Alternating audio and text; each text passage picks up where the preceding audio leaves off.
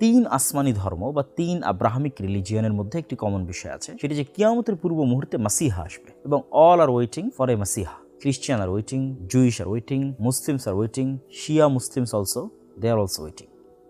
সবাই মাসিহার অপেক্ষা করতেছে। মাসিহা মানে হচ্ছে যিনি উদ্ধার করে, আরবিতে মাসিহ মানে যিনি উদ্ধার করে বিপদ থেকে। তো ঈসা আলাইহিস সালাতু ওয়াস সালামও মাসিহ, দাজ্জালও মাসিহ, মাসিহ দাজ্জাল, ঈসা মাসিহ। আমরাও কিন্তু আমাদের আরবিতে আমাদের দোয়ার মধ্যেও ঈসা আলাইহিস সালাতু ওয়াস সালামকে ঈসা মাসিহ এবং দাজ্জালকে মাসিহ দাজ্জাল, মাসিহ বলেই সম্বোধন করা হয়েছে। তথা শেষ জামানায় বিপদ থেকে উদ্ধার করবে এরকম একজন ব্যক্তি আসবে, সেটার অপেক্ষায় খ্রিস্টানেরাও, সেটার অপেক্ষায় ইহুদিরাও, সেটার অপেক্ষায় মুসলমানেরাও। খ্রিস্টানদের সাথে মুসলমানদের আরেকটি যেটা বড় মিল, সেটা হচ্ছে খ্রিস্টানেরাও বিশ্বাস করে ঈসা আলাইহিস সালাতু ওয়াস সালাম দ্বিতীয়বার পৃথিবীতে আসবেন, মুসলমানেরাও বিশ্বাস করে ঈসা আলাইহিস সালাতু ওয়াস সালাম দ্বিতীয়বার পৃথিবীতে আসবেন।